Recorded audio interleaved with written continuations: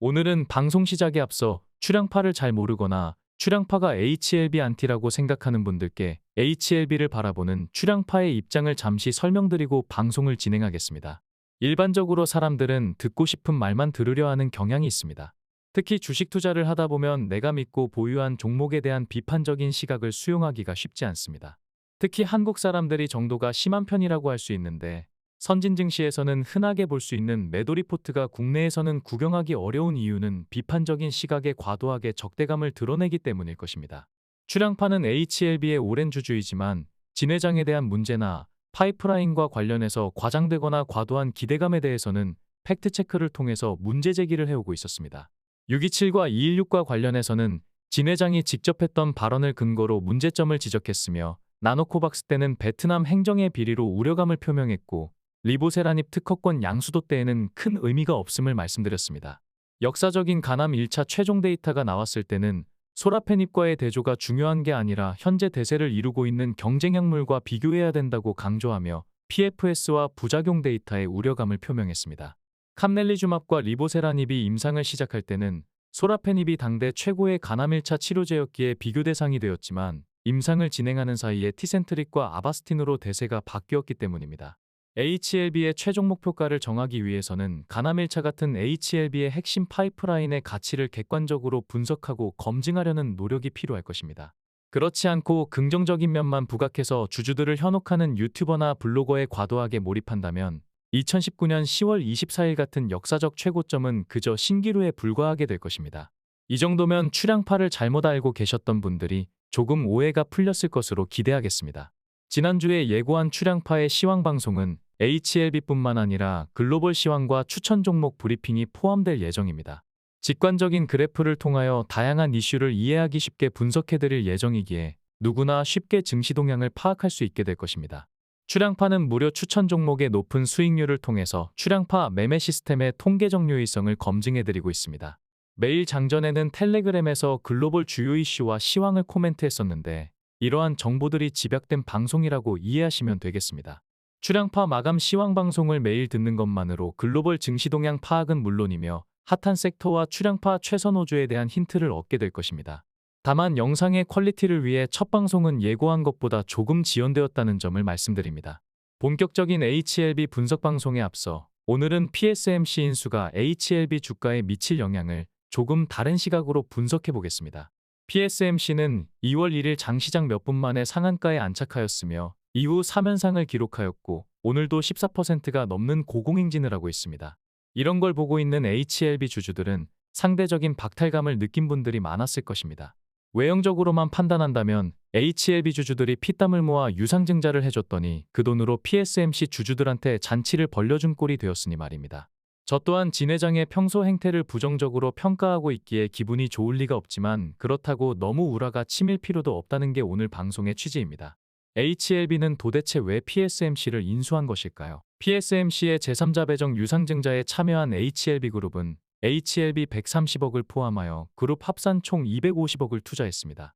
이뿐만 아니라 PSMC가 발행한 전환사채의 진 회장의 두 딸이 이사로 재직 중인 에포케가 50%의 지분으로 참여하였습니다. 진 회장의 두 딸은 넥스트 사이언스를 통해서 엄청난 시세 차익을 거두며 의혹의 시선을 받은 적이 있었습니다.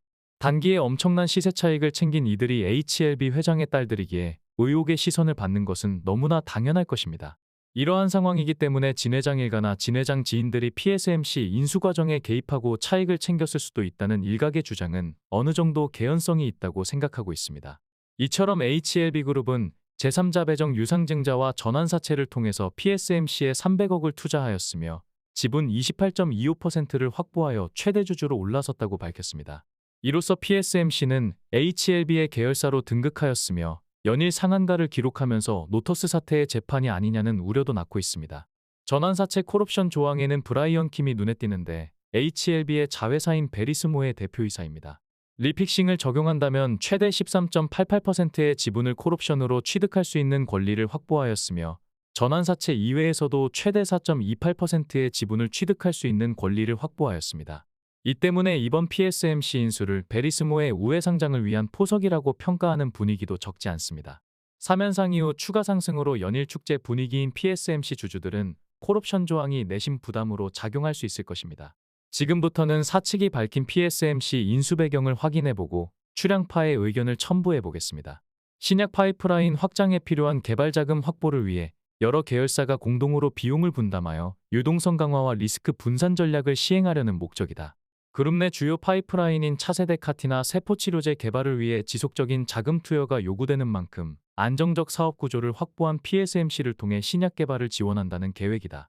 신약 개발 자금을 HLB가 계속 부담하는 것에 대해 주주들이 여러 차례 난색을 표한 바 있고, 이러한 의견에 합당한 부분이 있기에 HLB의 지원을 최소화하면서 가치 상승은 주도하는 방편으로서 개별 파이프라인을 책임있게 개발할 기업을 인수하는 형태로 사업을 진행하는 것이다. 출향파 방송을 자주 보시는 분들은 아시겠지만 출향파는 HLB 파이프라인에 대한 기대와 진회장에 대한 평가가 완전히 상반됩니다. 다시 말해서 HLB 파이프라인의 가치와 미래 성장성은 긍정적으로 생각하지만 인간 진회장은 그다지 신뢰하지 않는다는 의미입니다. 관련해서 진회장을 팩트로 분석한 영상을 업로드했었는데 평소 진회장에 대해 의문이 드셨던 분들은 참고하시면 도움이 되실 것 같습니다. 출향파는 HLB의 PSMC 인수를 두 가지로 요약해서 평가해 보았습니다. 첫째는 진회장의 탐욕과 욕망이 또다시 발동됐다고 평가하고 있습니다. 지금 드린 말씀이 생소하거나 이해되지 않는다면 앞서 언급했던 진회장 팩트체크 영상을 참고하시면 충분히 공감하실 수 있을 것입니다. 만약 베리스모의 우회상장 정황이 구체화된다면 더 큰 탐욕을 실현하기 위한 진회장의 꼼수가 발동됐다고 평가받게 될 것입니다. 이 부분은 지극히 주관적인 판단이지만 그동안 진회장이 보여온 행보를 봤을 때는 충분히 개연성이 있다고 생각됩니다. 두 번째로 PSMC 인수는 이전의 기업 인수 방식과도 차이가 있으며 진회장 개인의 욕망을 위한 도구로 활용된다는 평가도 받지만 HLB 주주들에게도 그리 나쁘지는 않을 것으로 판단됩니다.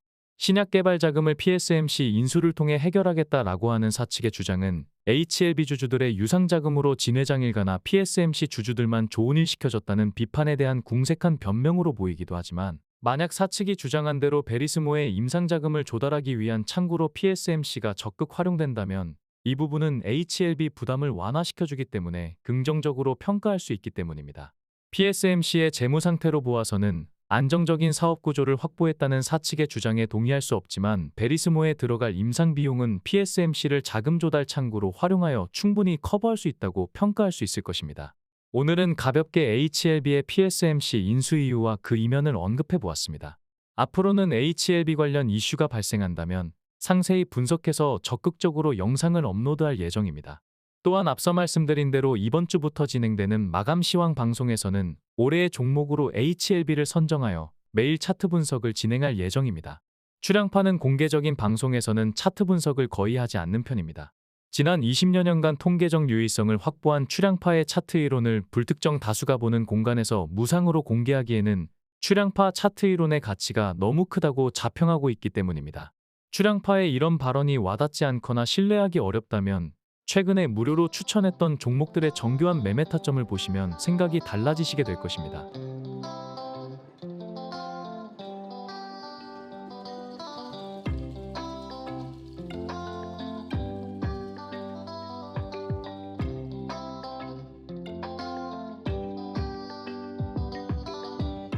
또한 1년 5개월 전부터 3개월간 추천했던 모든 종목을 분석했었던 놀라운 차트의 비밀이라는 영상을 시청하신다면 출향파 차트 이론에 대해 확고한 믿음이 생기게 될 것입니다.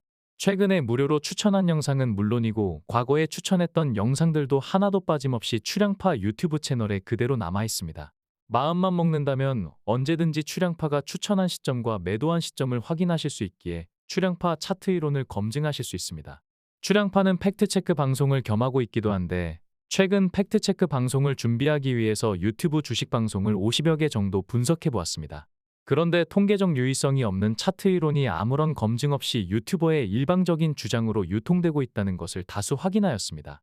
구독자가 별로 없다면 문제가 없겠지만 화려한 화술로 주린이들을 현혹하며 잘못된 차트 이론을 전파하고 있는 것은 시청하는 분들의 금전적 손실로 연결될 수 있기에 각별한 주의가 필요할 것입니다.